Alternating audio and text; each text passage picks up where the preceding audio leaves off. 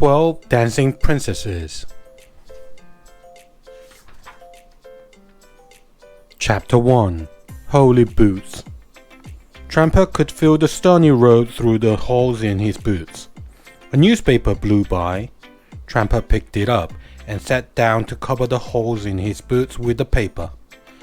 A frail old lady glared and stared at him. "You think you have shoe troubles?" she said. "The king has 12 girls and all of them have holes in their slippers." The old lady's feet were bare, cut, and purple with cold. Tramper felt sorry for her, so he gave her his shabby boots. To thank him, she gave Tramper her dirty cloak. As she clumped away down the road, she called, "Stay awake, drink no drop, sip no sup, taste no cup." An odd way to say goodbye, thought Tramper. Chapter 2. The Mystery. Rain drizzled down. Tramper put on the cloak and tried to read what was left of the wet newspaper. As it fell apart in his hands, he read, "Palace notice. Wanted. Answer to the mystery of the worn slippers. Reward. Princesses hand in marriage. Snag. All those who fail will be locked up." "Why not?" thought Tramper. "I bet I could solve the mystery. I've got nothing to lose. I don't even have any boots." And when he looked down, his feet were gone too. His feet, legs, and body had gone. He was invisible. "The cloak is magic," he gasped. The king's 12 daughters were a mystery. Each night they slipped off their silk slippers and went to bed. But each morning their silk slippers were full of holes, and the girls were worn out. How could it happen? The girls' bedroom door was locked, so they could not get out. How could it go on? The king was spending all his money on slippers. Princes came from everywhere to solve the mystery. Each stood watching the princesses as they slept. Each tried to keep awake by choosing which one of the princesses he would marry.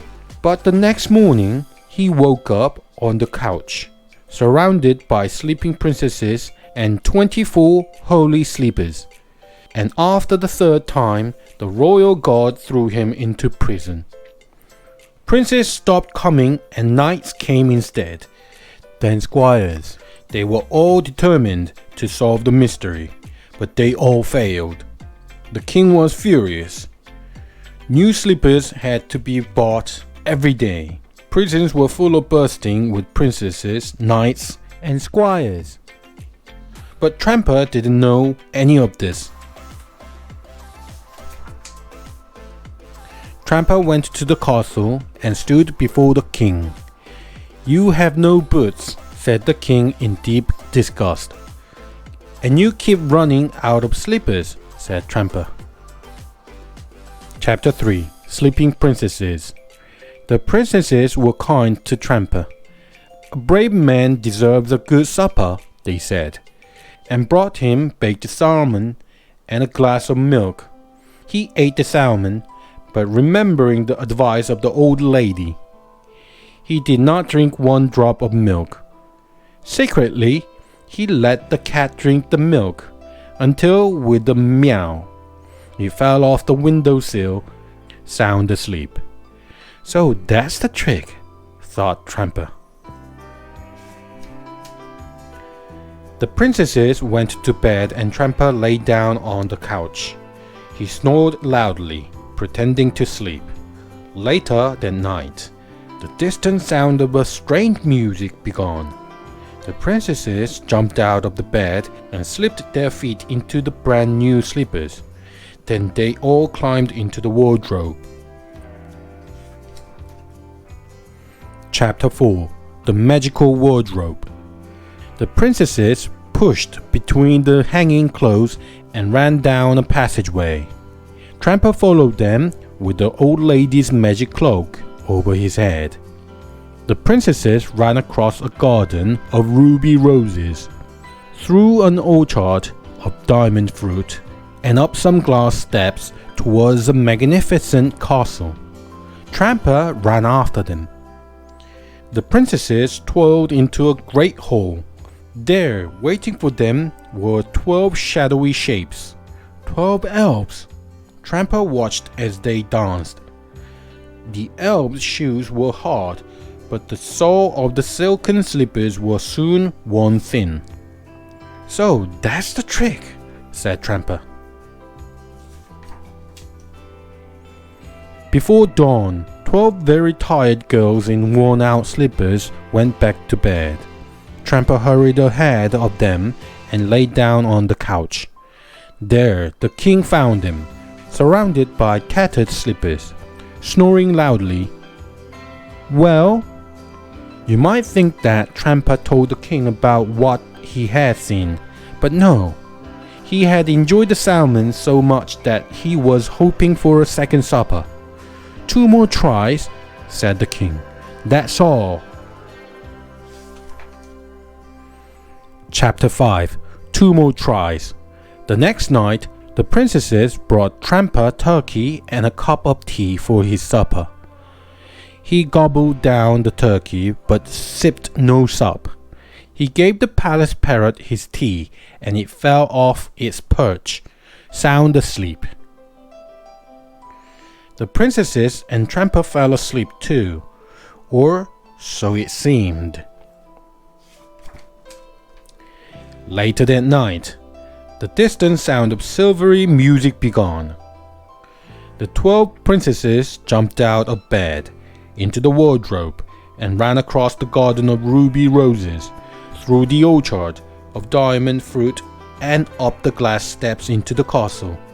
Tramper followed them with the magic cloak over his head. Again, the elves were waiting. Again, the princesses danced and danced until their slippers were ragged.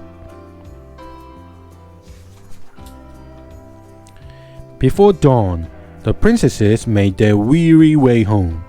Tramper hurried ahead of them and lay down on the couch. There, the king found him, surrounded by tattered slippers, snoring loudly. Well, you might think the Tramper told the king about what he had seen, but no. He had enjoyed the turkey so much that he was hoping for a third supper. "1 more night," said the king. "And what's wrong with the parrot?" The next night, the princesses brought him chicken pie and a glass of water. He swallowed down the pie, but he did not drink or sip or even taste the water. He poured the water into a vase, and the roses drooped their sleepy heads. Again, the princesses slept, or so it seemed, until the distant sound of shimmering music began once again. They climbed out of their beds, into their slippers, and through the wardrobe. They ran across the garden of ruby roses, through the orchard of diamond fruit, and up the castle steps. In the castle hall, the 12 elves were waiting for the princesses, who danced until the fire burned out and the sole of their slippers were worn to tatters. Even Tramper joined in.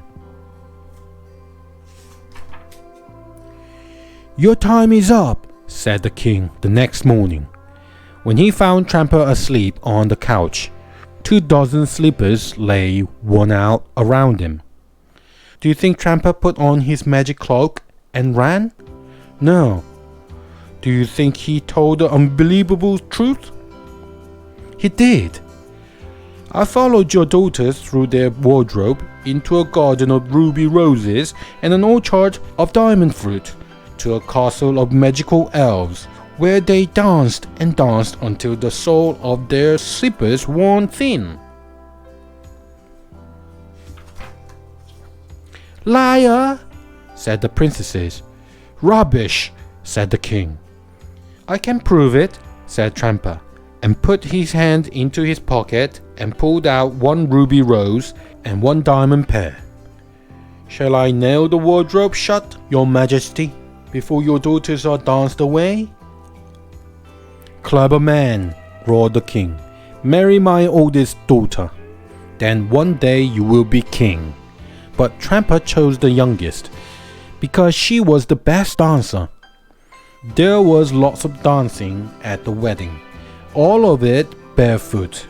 Then everyone put on their silken shoes and went home as happy as can be.